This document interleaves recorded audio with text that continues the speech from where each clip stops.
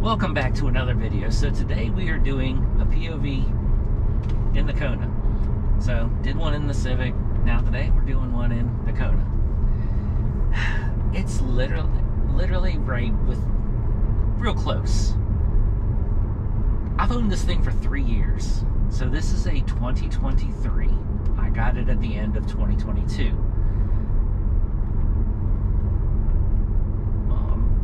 Last quarter of the whatever. Basically, I've owned this thing for 3 years. It's got 37,000 miles on it, which isn't bad, especially since I've taken two, like long road trips. I mean, like 2 road trips that each time those road trips were like just over 3,000 miles. This and that. And I've done a lot of driving in this thing. I mean, this is my. I don't drive it every day, but it is my, I guess you could say it's my primary car. I've had it on the racetrack. I've done a lot of stuff with it, and this thing just, it's awesome. I mean, it does not disappoint. So let's go all the way back to before I bought this thing. I was sitting at work one day and I was unhappy with the vehicle that I had. So I was like, all right, it's time to find something new. And I wanted something with a turbo. So I just sat at work and I was like, Google, I was like, cars, whatever, I don't remember the exact words that I put in, but brand new vehicles with turbo. And well, this of course did come up in my list. There was a couple cars, like, the money aspect isn't the option, because I mean, this isn't all that expensive, but at the same time, this thing is not cheap. So I was looking, I broke it down into 3 vehicles that I was looking at. And we'll start at the least expensive. So the Kona N, which is this was the least expensive out of the 3. Number 2 was the BMW M3 Competition. 4-door. I like 4 doors. That one was, they're roughly around $70,000 to $80,000. Awesome choice, turbo, they're good. It's reliable if you do the couple mods to it, the crank and a couple other things, so it's like you gotta do some upgrades to it, but reliable. And then the third one, which it was, I mean, again, money isn't the option aspect of that. It was just like, well, we'll get into it. So my third option was a Nissan GTR, an R35. I like them, but the one reason I went with this is the SUV. It gives me the headroom over my head. Like, I have quite a bit of headroom. I'm not short, but I'm not all that tall. I'm 6 foot. I guess that's kind of average. But at the same time, I mean, I am the shortest one in my whole family. Like, every dude, guy, son, brother, whatever. I'm the shortest. But anyway, that's beside the point. So I like headroom. And the other 2 were cars. Yeah, my Honda, I don't have as much headroom as I like, especially with that is the a primary like race car type aspect behind that. I don't have the headroom that I'd like, but that's just kind of the average in that kind of vehicle. So it's the same thing as like BMW GTR, the headroom aspect. I like having headroom. I like, like not having to worry about bumping my head getting in and out of the car. Like, the Supra. The Supra was on the list also, but it wasn't on my list, just because of the fact that quite a few people have said getting in and out of the Supra, you have to duck. So that immediately took it off my list, even though the list when I Googled and looked up, the Toyota Supra was on that list, you know, turbo, you know, blah, blah. So, again, I don't want to duck getting in and out of my car. I just want to be able to get in, get out, and that's something with a car aspect. You know, you kind of got to duck. I mean, the Honda, I duck a little bit, but it's not all that bad. So, that's why this, the hot hatch, the SUV type thing, because it gives me the room. This thing produces a lot of power. I mean, for what it is, you know, it does. I've had it at its limit before, one time, give or take. Yeah, no, when I was on the racetrack, it was pushing all the power that it had. But like, still, this thing is awesome. I mean, like, you can, I mean, like, it's an automatic, basically automatic. Yes, you can do paddle shift, you know, water bottle. You know, you can shift through the gears, you know, with the paddle shift, all that kind of stuff. It's nice, but like, this thing will spin first, second, and third. And this is just bone stock, like, and I mean, for an automatic to spin first, second, third, that's pretty dang good. Do I want to like do some things to it? Maybe, maybe not. I don't know. But I will say that the one thing that I do want to do, and that's kind of, is that I don't like about this thing is the fuel learn. This thing has that fuel learn. Every time you put gas in it, it has to read and sense what kind of gas you run in it, and then it will adjust the boost level accordingly. So like, if you can run any kind of gas in this you want. I've ran cheap gas in this before, and it limits itself to 15 pounds of boost. If you run good gas, which the best we can get here is 93. There's other places I've seen 94, you know, this and that, and it will take its boost all the way up. And this thing, they say it'll go to 20. I've only seen 19 on this thing. I've never seen 20, but that's on 93. Maybe if you did 94, 95, which is kind of like 95 is what you can get across the water. Maybe it'll push that last pound. You know, whatever. That's the only thing I don't like about this thing is the fuel learn. Now you can take this thing, take the ECU out, send it to like Sith Element or something like that. They can tune it, put like a, whatever they call it, a stage 1 tune. I think the stages are stupid the way they do it. Whatever. And they will get rid of the fuel learn. That's something I would love to do. I would love for this thing to just always be at full boost. 99.9% of the time, I run good gas in this thing, 93. There's places in this that you cannot get 93. Like California, 91 is the best you can get, I think. But there's other places that you cannot get 93. So, if I understand the aspect behind, you know, like, oh, you're not running 93, you know, and it's like it's maxed out, you know. Okay, if you're not running good gas, just control your foot. Just keep it out of race mode, keep it off the, you know, keep it off the limit. So you're not detonating and stuff like that, and then you have to worry about knock and this and that. Just control yourself. I can do that. When I had to run, 87 in this, I controlled myself. I left it in normal mode and just drove it like, you know, kind of like I'm driving now. But besides that, I mean, like, everything else in this thing is nice. It's a smooth ride-ish. It doesn't have the smoothest ride because of the suspension that's set up on this thing, but in normal mode, it's pretty dang smooth. I'm not going to complain. So, the only, oh yeah, and right now I am running the stock wheels and tires on this thing.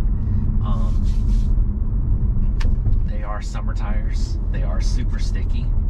So, you know, you pick up a lot of rocks and gravel and you can hear it flinging around the tire well. But at the same time, like, that's not the end of the world. This thing it does. I mean, like, again, it's not the end of the world that the tires fling rocks into the wheel wells and this and that. I mean, it's in the wheel wells. They're going to be dirty. They're going to be a little banged up in there anyways, no matter what you drive, no matter what kind of tires you have. This thing does not, that's one thing with this, like, it doesn't have like inner fender liners. Like, some cars have the plastic inner fender liners. This thing really does not have anything. It's got a little bit of, you know, stuff in there, but for the most part, there's no fender liners in this thing. Getting ready to take them out of the Honda too. But that's totally different. If you watched the other video, yeah, that was from that. So it's like the noise would be lower if it had inner fender liners, because those rocks would be hitting the plastic instead of the metal. You know, again, whatever. I like the fact, you know, I don't have an intake on this thing, none of that kind of stuff, you know, like, I think those things have their place, but for the most part, no. Because a lot of those are just, like, everybody's like, oh, I put a cold air intake. No, you didn't. If it's inside the engine bay, that's a hot air intake. You're just sucking in engine bay heat. And this thing gets a little warm and underneath that hood with that turbo. It's like this freaking big. So it gets a little warm underneath the hood, and if you have that filter and all that kind of stuff right there, you're just sucking in hot engine bay. I do have, so it's got the stock airbox Canon N filter, and then it has a Velocitec big mouth intake in the grill. So basically, it sucks the air in through the grill and into the intake box that way. It's that right there is as close as I think you're gonna get as to a true, like, cold air intake, because you're actually bringing the air in from the grill at the front of the car. You know, I've never had to, like, and that's the thing is, like, some people ask me, like, on YouTube, are like, oh, does it get moisture inside? No, it doesn't. I don't care about the rain. When I wash the car, I'm like hosing the front of the thing off. That thing does not get water inside of it at all. So there's no issue with moisture, water, rain, anything getting into the Velocitec intake thing and all that kind of stuff. So you ain't got to worry about nothing. Again, it's about that's the only mod I've done to it, was put that on there, and I don't really see that as a modification, because that didn't really do nothing for performance of the car. That's all aesthetics and just kind of like getting the air into the car a little bit better. Besides that, I don't want to change the suspension on this thing. I don't want to, like, put coilovers or nothing like that. I love the way it rides, and since I do drive this thing almost all the time, I want it to be as smooth as possible. Plus, this is like, if I go on road trips, boom, you know, I want a comfortable ride on my road trips, not like getting beat to crap. If I want to get beat to crap, I'll drive the Silverado. That thing's rough.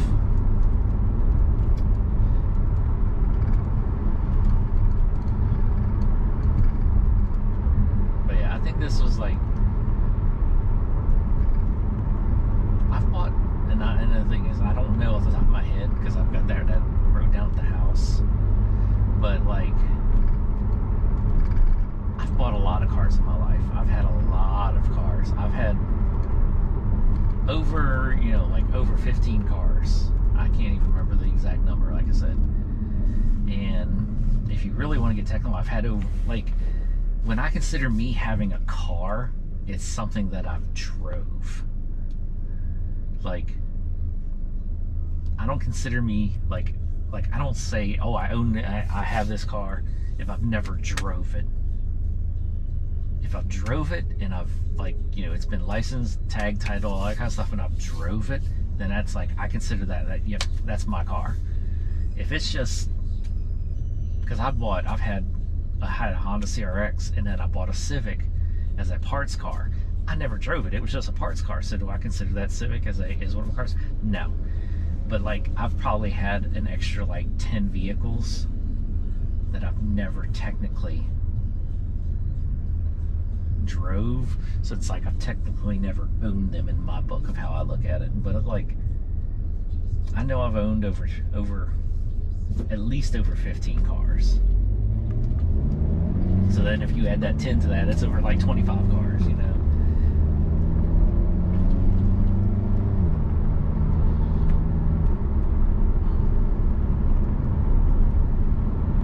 But yeah, this thing, well worth the purchase of it. I'm happy with it. Cannot complain.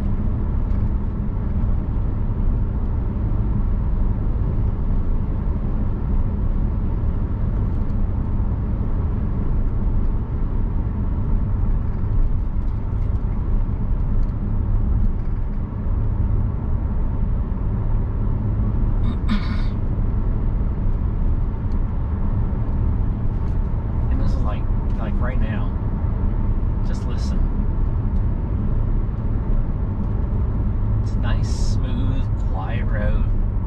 Nice, smooth, quiet drive. The exhaust is all the way, you know, turned down to normal. It's just nice and quiet.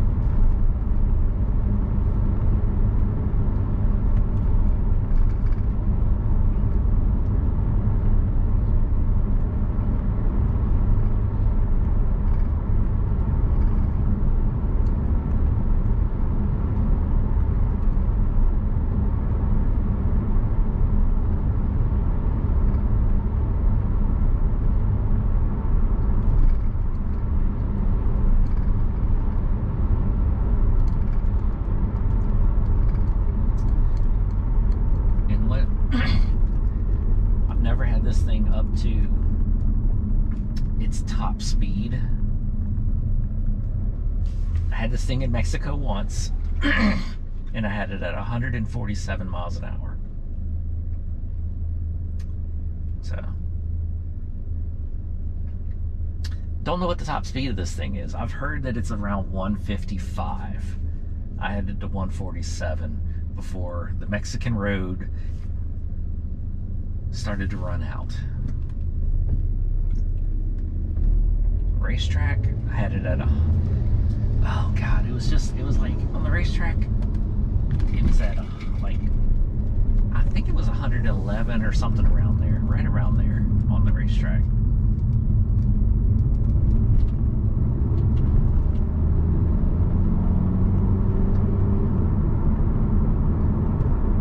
And I mean, this thing performed well on the racetrack. I'm not complaining about that. Like, I ran it with the stock setup, so it went back to the, you know, stock tires, the tires that are on it when I already took it to the racetrack. So they performed well. They did not have no issues. I mean, they performed, which is what they're supposed to do. So, not complaining. Like the way this thing handled on the racetrack, it handled perfectly, it performed perfectly, it moved. Now what I want to take, that was like, and that's, I'll say, that racetrack, that race, that setup that I did, it was a controlled environment, there was no passing, you know, this and that, so I wasn't worried about like anybody hitting me. I mean, I still was, because we were bumper to bumper at some times, but at the same time, like, it was a little bit more controlled. Now I'm trying to get the Honda into some aspects where it's basically door to door. You're allowed to pass, you're allowed to do this. I just haven't had the opportunity to get back up to Dominion and do that kind of racing, but that will happen soonly. If I can get one race in before the end of the year, I'd love it, but we'll have to wait and see. Circumstances are beyond my control right now, so we're just gonna have to see how it plays out.